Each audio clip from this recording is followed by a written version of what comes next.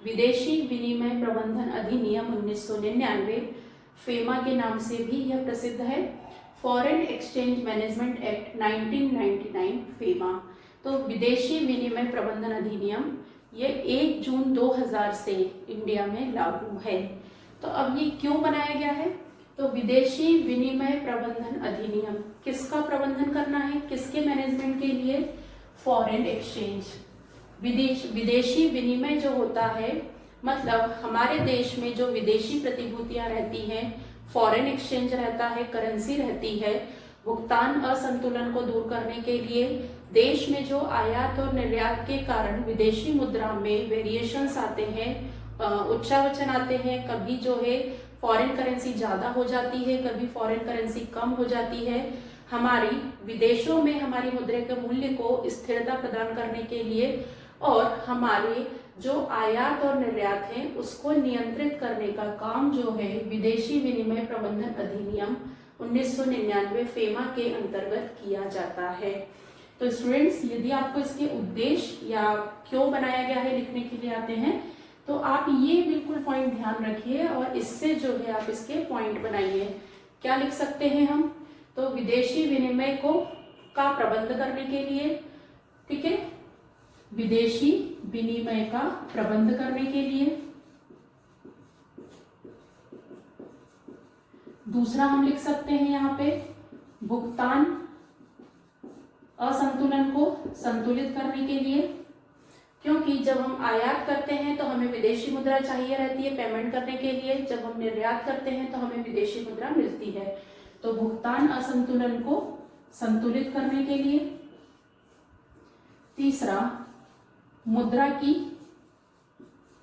का मूल्य स्थिर करने के लिए।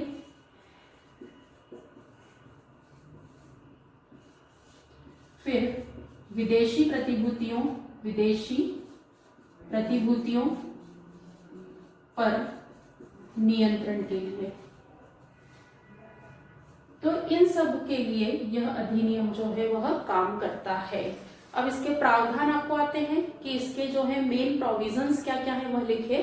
तो आप पॉइंट बनाकर लिखेंगे तो बहुत बेटर रहेगा ये। तो पहला पॉइंट है विदेशी विनिमय आदि में व्यवहार करना। तो इसमें जो है केवल अधिकृत व्यक्ति ही विदेशी विनिमय में व्यवहार कर सकता है। अधिकृत व्यक्ति, कोई भी सामान्य व्यक्ति न तो विदेशी विनिमय में भुगतान कर सकता है किसी विदेश में, और न ही कोई भी सामान्य व्यक्ति विदेश से किसी भी प्रकार का भुगतान प्राप्त कर सकता है। केवल अधिकृत व्यक्ति ही विदेशी विनिमय के संबंध में विदेशी प्रतिभूतियां, विदेशी भुगतान जो है वह प्राप्त कर सकता है। केवल ऑथोराइज्ड पर्सन, ठीक है। चालू खाता व्यवहार, तो ऐसे सभी जो है यहाँ भी वही नियम रहेगा कि यदि किसी व्यक्ति के द्वारा विदेश में कोई भुगतान किया जाता है, उसने लोन जो है विदेश से लिया है उसके ब्याज का भुगतान करना है, कोई शेयर मार्केट में उसने पैसा लगाया है विदेश के तो उसके लाभांश की प्राप्ति है, तो इस प्रकार का चालू व्यापार से संबंधित कोई विदेशी विनिमय है तो वह इसका भुगतान न तो प्राप्त कर सकता है न ही वह भुगतान कर सकता है, वह अधिकृत व्यक्ति ही कर सकता है।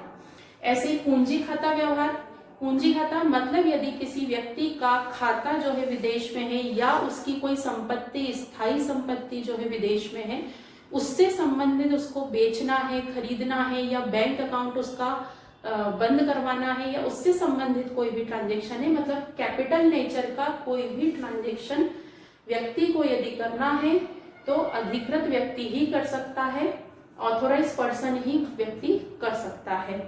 फिर है माल व सेवा का निर्यात।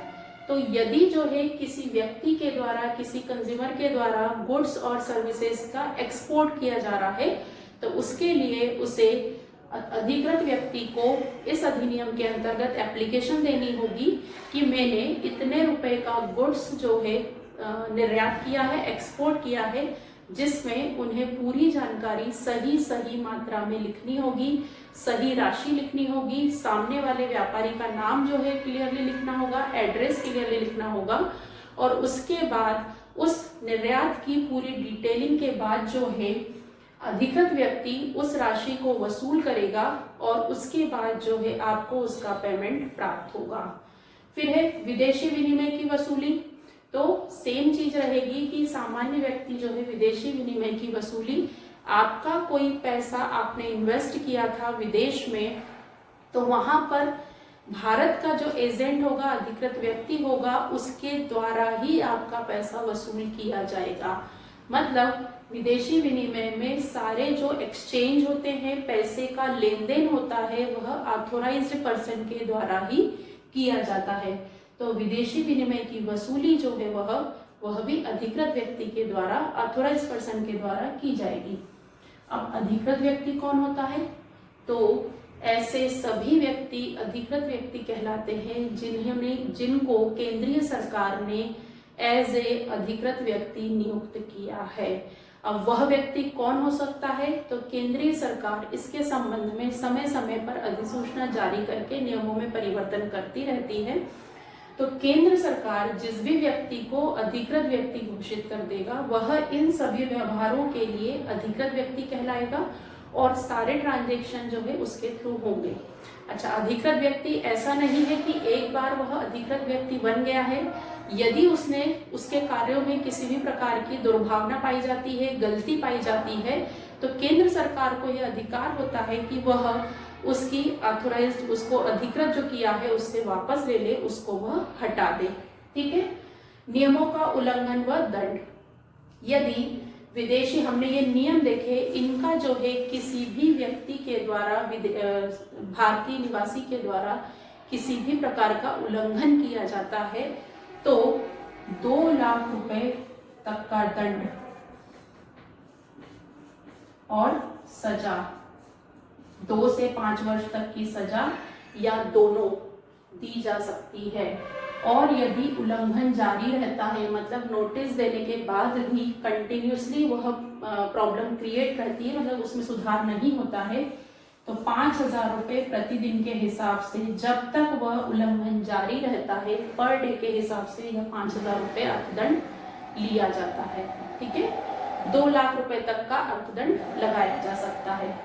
फिर अब इस कंडीशन में किसी व्यापारी के ऊपर या किसी व्यक्ति के ऊपर अर्थदंड लगा दिया है और वह इससे असंतुष्ट है, उसका यह कहना है कि मैं सही था, मैंने कोई गलती नहीं की है, तो उसको सुरक्षा देने के लिए न्यायिक प्राधिकारी की नियुक्ति की जाती है।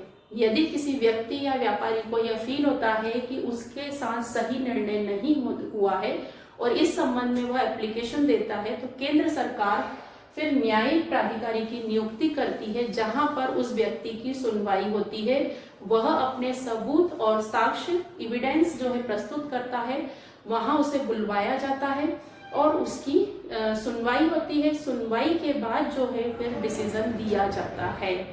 अब न्यायिक प्राधिकारी के अंडर में केस को सुना गया और उसमें जो है डिसीजन जो आया है, उससे व्यापारी फिर असंतुष्ट है। उसे लगता है कि न्यायिक प्राधिकारी ने मेरे बात पर विचार ध्यान से नहीं किया है, तो उससे अगला लेवल जो होता है वो होता है विशेष निदेशक को अपील। इनके निर्णय के खिलाफ विशेष निदेशक को अपील की जा सकती है 90 दिन के अंदर।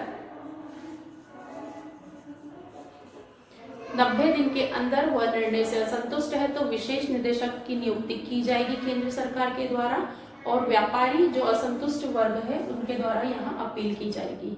सेम ऐसे ही यदि इनके निर्णय से बिजनेसमैन असंतुष्ट है, यहाँ भी जो है जैसे हमारा कोर्ट में होता है, जिला लेवल पे होता है, फिर हाई कोर्ट होता है, फिर सुप्रीम कोर्ट होता है, सेम ऐसे ही विदेशी विनिमय से सबसे पहले न्यायिक प्राधिकारी के पास जो सुनवाई होती है, वहां से यदि असंतुष्ट है तो विशेष निदेशक की नियुक्ति होती है, और यदि वहां से भी असंतुष्ट है तो अपीलेट ट्रिब्यूनल, अपील प्राधिकरण की नियुक्ति की जाती है। वहां पर केस की सुनवाई होती है और यहाँ का डिसीजन जो है वो फाइनल होता है। तो ये होता है आपका विदेशी विनिमय प्रबंधन अधिनियम के अंतर्गत प्रावधान। तो स्टूडेंट्स, यदि आपको ये क्वेश्चन आता है तो आप इस तरीके से पॉइंट वाइज इसको डिस्क्राइब करिए। स्टूडेंट्स, अब जो है हम डिस्कस करने वाले हैं विश्व व्यापार संगठन WTO क्या होता है, वर्ल्ड ट्रेड ऑर्गेनाइजेशन। तो आप इसमें देख रहे हैं नाम क्या दिया हुआ है, वर्ल्ड ट्रेड, विश्व व्यापार संगठन। क्या अर्थ हुआ कि विश्व में व्यापार को कंट्रोल करने के लिए, विश्व में मतलब कि इसमें सभी देश शामिल हैं। तो यह जो संगठन है वह अंतरराष्ट्रीय स्तर पर कार्य करता है। WTO जो है वह अंतरराष्ट्रीय संगठन है। और इसका जन्म कब हुआ, तो 1 जनवरी 1995 को। ठीक है, इसका मुख्य कार्यालय कहाँ है, जेनेवा में है। अब पहले जो है WTO के पहले अंतरराष्ट्रीय स्तर पर व्यापार के नियमों को नियंत्रित करने के लिए, विवादों को सुलझाने के लिए पहले जो संस्था काम करती थी वो थी GATT, general agreement of trade and tariff, सामान्य प्रशासन एवं प्रशुल्क पर समझौता। गेट काम करती थी कब, 1947 से, लेकिन 1986 से 1994 में गेट के अंतर्गत जब समझौते हुए, बैठकें हुई, तो उरुग्वे राउंड मतलब उरुग्वे एक जगह का नाम है, यहाँ पर मीटिंग्स हो रही थी। उस समय में यह डिसाइड किया गया कि गेट के स्थान पर अब विश्व व्यापार संगठन जो है बनाया जाए, क्योंकि गेट जो था उसमें केवल वस्तुओं का व्यापार अंतर्राष्ट्रीय स्तर पर नियंत्रित किया जाता था। जब विश्व व्यापार संगठन बनाया गया तो इसके अंतर्गत वस्तुओं व सेवाएं, वस्तुओं प्लस सेवाओं दोनों को शामिल किया गया। वस्तुएं मतलब कपड़ा है, कॉस्मेटिक है, मेडिकल है, एवरीथिंग।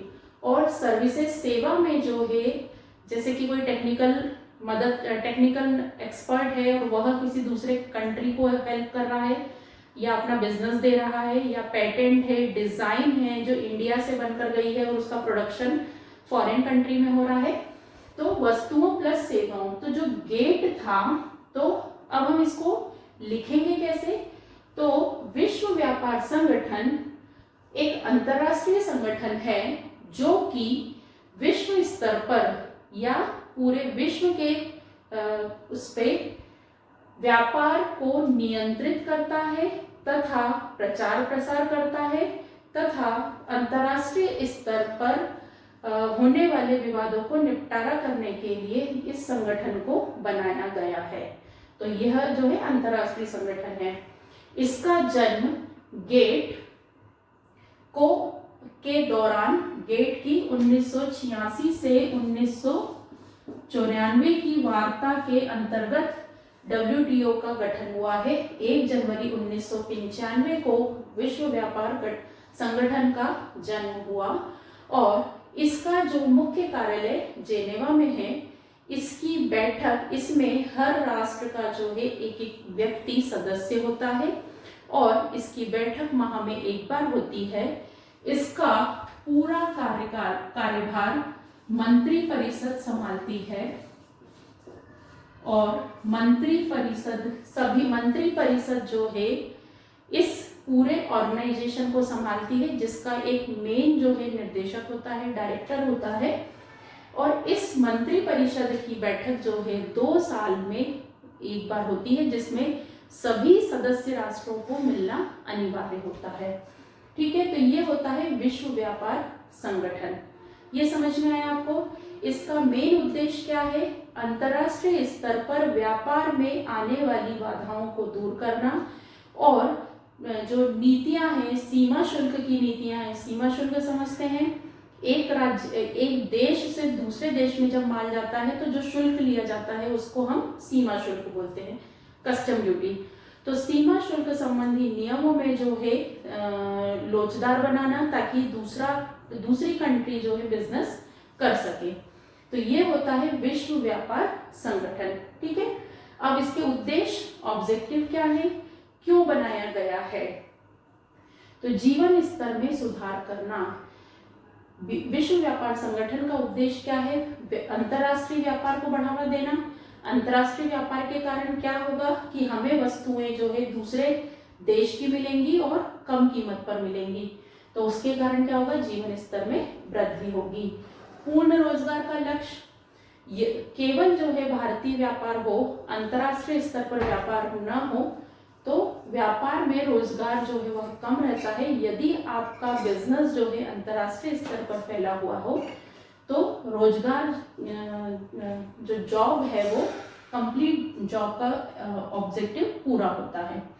उत्पादन व व्यापार में वृद्धि, नेचुरली जब बिजनेस नेशनल से इंटरनेशनल लेवल का हो जाता है, राष्ट्रीय से अंतर्राष्ट्रीय स्तर पर हो जाता है, तो उत्पादन व व्यापार में वृद्धि होती है। सेवा क्षेत्र का विकास, मैंने आपको बताया गेट में केवल वस्तुओं पर नियंत्रण या वस्तुओं के व्यापार के संबंध में निर्णय लिए जाते थे, लेकिन विश्व व्यापार संगठन के अंतर्गत वस्तु एवं सेवाओं दोनों को जो है बढ़ावा देने के लिए नियम बनाए गए हैं। तो सेवा क्षेत्र का भी विकास होता है। यदि कोई टेक्निकल एक्सपर्ट है और वो अपनी सेवाएं दूसरी कंट्री में देना चाहता है, तो विश्व व्यापार संगठन में इन चीजों का ध्यान रखा गया है। फिर विश्व संसाधनों का श्रेष्ठ उपयोग, हर देश अपनी अपनी प्राकृतिक संसाधन से भरा हुआ है, तो कुछ संसाधन जो है हमारे देश में नहीं है, कुछ संसाधन दूसरी कंट्री में नहीं है, तो विश्व व्यापार संगठन के कारण व्यापार करना इजी हुआ है, सरल हुआ है, तो जिसके कारण विश्व की अलग अलग जगह के संसाधनों का श्रेष्ठ उपयोग कर सकते हैं। जैसे इंडिया में प्राकृतिक संसाधन बहुत ज्यादा मात्रा में है, लेकिन टेक्निकल जो है जापान में ज्यादा है।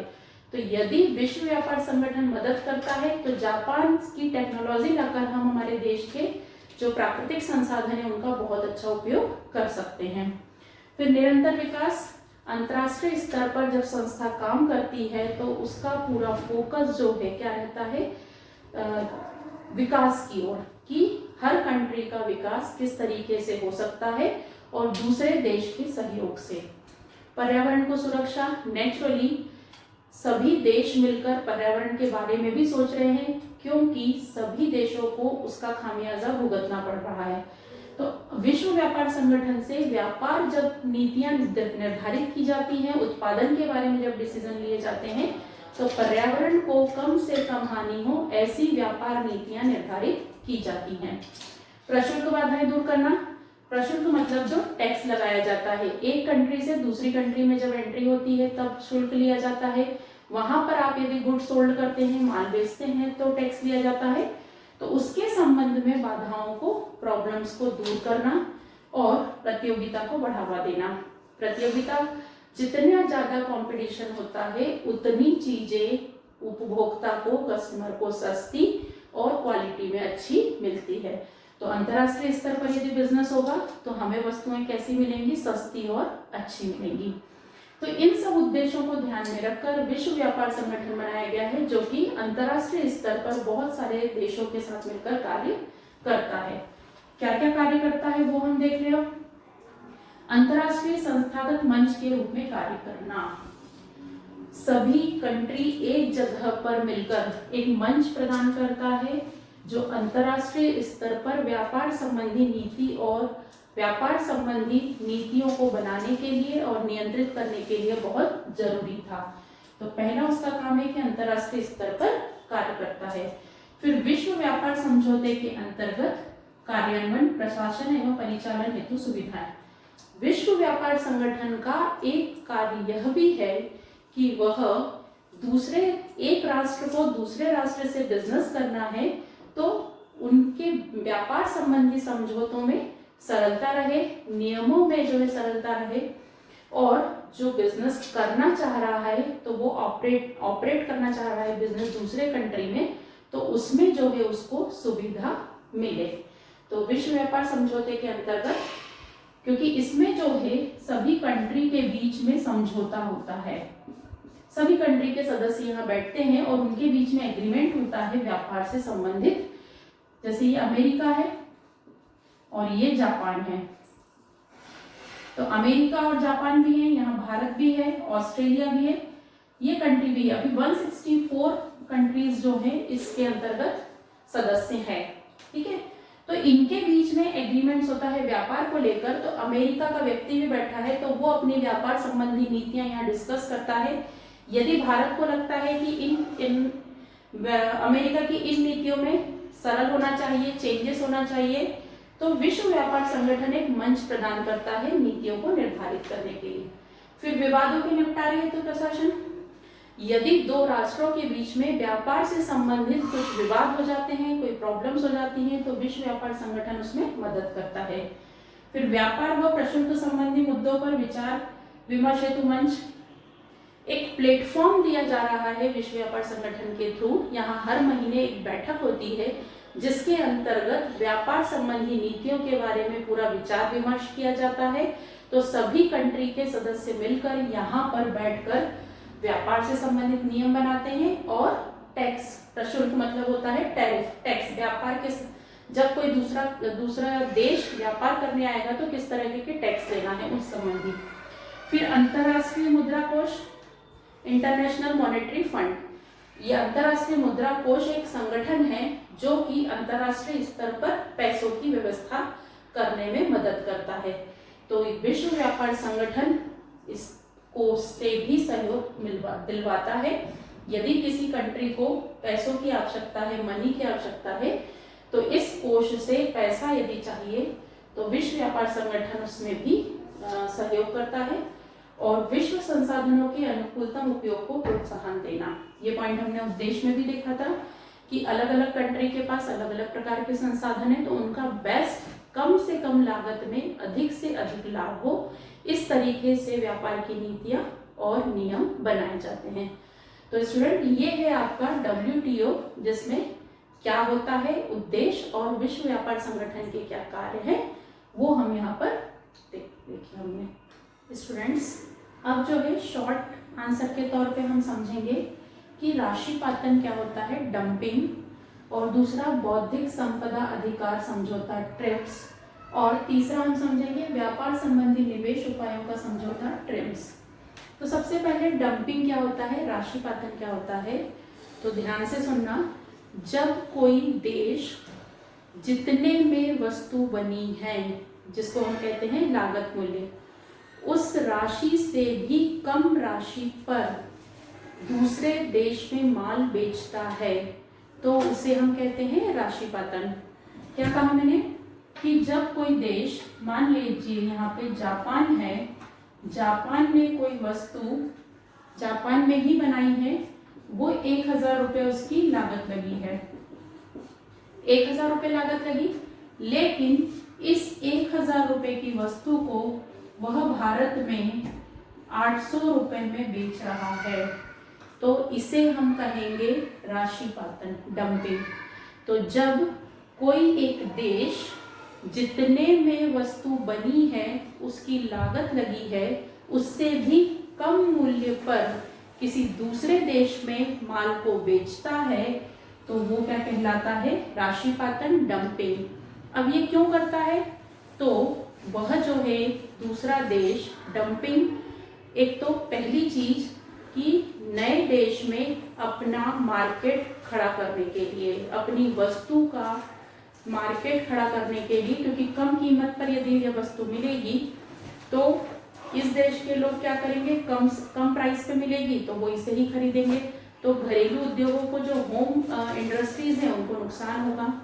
तो भारत में जो है क्या नुकसान होगा कि पहली चीज तो जो घरेलू उद्योग है, यहाँ पे वही चीज बन रही है, लेकिन यहाँ पे वह 1100 रुपये में बन रही है, और मार्केट में जापान अवेलेबल करवा रहा है 800 रुपये में। तो राशिपातन का पहला नुकसान क्या होता है कि जो घरेलू इंडस्ट्रीज है, होम इंडस्ट्रीज है, जिस देश की वह इंडस्ट्री है, वह उसकी प्रतियोगिता का सामना नहीं कर पाती है, तो उनको नुकसान होता है। दूसरा, ये जो है नया मार्केट खड़ा कर लेती है, राशि लागत से भी कम राशि पर जो है उसको प्रोडक्ट को बेचती है, तो बाजार जो है उनका कैप्चर हो जाता है, वह बाजार जो है अपने कब्जे में ले सकती है। तो ये राशिपातन जो है वह बहुत गलत नीति है। तो जब यह नीति किसी देश में लागू की जाती है, जैसे चीन जो है इंडिया में इलेक्ट्रॉनिक आइटम के संबंध में यह नीति अपनाता है, तो भारत क्या उपाय करता है राशिपातन के लिए, वह जो है टैक्स ज़्यादा लगा देता है, किस चीज का? चीन से जो भी इलेक्ट्रॉनिक आइटम आएगा उस पर भारत क्या कर सकता है? टैक्स ज्यादा लगा दे, ताकि चीन की कंपनियां भारत में उस माल को न बेचें। दूसरा, वह प्रतिबंधात्मक उपाय कर सकती है, रेस्ट्रिक्शन लगा सकती है कि इस प्रकार का माल इंडिया में नहीं बेचा जाएगा, इस कंट्री का माल जो है इंडिया में नहीं बेचा जाएगा। तो इस तरीके से डंपिंग जो है एक लिमिट तक, एक सीमा तक अच्छी है। जब आपको किसी दूसरे देश में एक अपना प्रोडक्ट जो है वो पॉपुलर करवाना है, लाभ कमाना है और मार्केट बनाना है, लेकिन उस पर्टिकुलर देश के लिए जो है वह थोड़ा सा नुकसानदायक है। तो जैसे ही डंपिंग के कारण जो है नुकसान ज्यादा होने लगता है तो उस देश की सरकार जो है उससे संबंधित नियम बनाती है। अब हम बात करेंगे बौद्धिक संपदा अधिकार समझौता। तो यह समझौता, ये दोनों ही समझौते, अभी हमने WTO पढ़ा, वर्ल्ड ट्रेड ऑर्गेनाइजेशन, जो कि कब हुआ था? 1995 में। तो उसके अंतर्गत ही ये दोनों समझौते एग्रीमेंट किए गए थे। ये किसके संबंध में एग्रीमेंट किया गया था? और जो सदस्य वर्ल्ड ट्रेड ऑर्गेनाइजेशन का सदस्य है, विश्व व्यापार संगठन का जो सदस्य है, वह ऐसा समझा जाता है कि उन्होंने इन दोनों एग्रीमेंट को भी किया है, अनिवार्यतः उन्हें इस एग्रीमेंट के अंतर्गत शामिल होना ही पड़ता है। ये समझौता किसके अंतर्गत किया? बौद्धिक संपदा अधिकार समझौता। और इसके अंतर्गत ये 7 प्रकार की इंटेलेक्चुअल प्रॉपर्टी शामिल की गई है। प्रतिलिपि अधिकार, प्रतिलिपि जो लेने का अधिकार है। ट्रेडमार्क, जो एक वस्तु को दूसरी वस्तु से अलग दिखाता है। भौगोलिक उपदर्शन, सिटी वाइज, जैसे महाराष्ट्र के आम, अल्फांसो आम जो है वो फेमस है, तो जगह के हिसाब से, लोकेशन के हिसाब से जो चीज फेमस रहती है। औद्योगिक डिजाइन, किसी बिजनेस का आइडिया है, कोई इंडस्ट्री का आइडिया है। पेटेंट, कोई नई टेक्नोलॉजी बनाई है उसका पेटेंट करवाना। इंटीग्रेटेड सर्किट के डिजाइन, किसी लोकेशन में सर्किट जो है कि किस तरीके का सर्किट लगेगा उसकी यदि डिजाइन बनाई है, और कोई ऐसी इंफॉर्मेशन है जो कि कहीं पब्लिश नहीं हुई है और किसी दूसरे कंट्री को चाहिए है, तो ये सब जो है 7 प्रकार के एसेट्स इस इंटेलेक्चुअल प्रॉपर्टी के अंतर्गत आती है। और ये एग्रीमेंट क्यों करवाया गया है? क्योंकि गेट में हमने पढ़ा कि केवल वस्तुओं पर ध्यान दिया गया था, लेकिन WTO में वस्तुओं और सेवाओं दोनों को ध्यान रखा गया। और चूंकि बिजनेस जो है वो विश्व लेवल पे हो रहा है, अंतरराष्ट्रीय व्यापार पे हो रहा है, तो इन सब को भी सुरक्षा प्रदान करना बहुत आवश्यक है।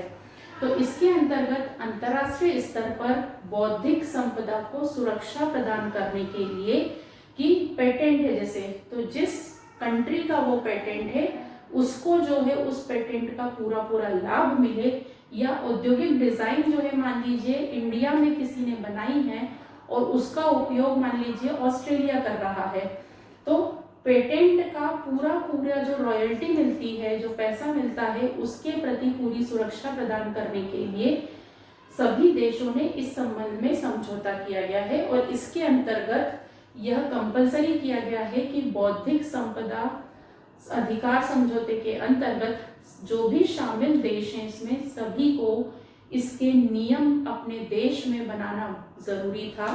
और जो डेवलप्ड कंट्री थी उनको 3 साल का समय दिया गया था, और जो डेवलप कर रही हैं, अभी डेवलपिंग कंट्रीज हैं, विकसित हो रही हैं जो, उनको 5 साल का समय दिया गया था। तो इंडिया ने इस संबंध में बहुत सारे परिवर्तन किए।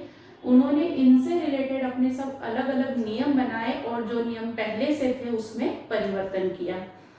अब हम बात करें व्यापार संबंधी निवेश उपायों का। देखिए, व्यापार संबंधी निवेश उपायों का समझौता, यह भी जब विश्व व्यापार संगठन बन रहा था WTO, उसके अंतर्गत इसका भी एग्रीमेंट किया गया। सभी देशों ने मिलकर इसमें क्या डिसीजन लिया गया कि जब एक देश दूसरे देश में निवेश करने आए, निवेश मतलब इन्वेस्टमेंट करने आए, तो उसको सरलता रहे, सुविधा रहे। इसका अर्थ है कि यहाँ पर ग्लोबलाइजेशन, जो वैश्वीकरण है कि एक देश दूसरे देश में आसानी से अपना पैसा इन्वेस्ट कर सके, तो उस बात की पूरी सुविधा उसे मिले। तो इससे क्या फायदे होंगे? यदि एक देश दूसरे देश में जाकर अच्छे से सरलता से इन्वेस्टमेंट करने की यदि उसे सुविधा रहेगी, फ्रीडम रहेगी, तो व्यापार जो है वो है क्या बढ़ेगा, जीवन स्तर बढ़ेगा, प्रतियोगिता खत्म होगी, अच्छी क्वालिटी का माल जो है वो कम कीमत पर मिलेगा।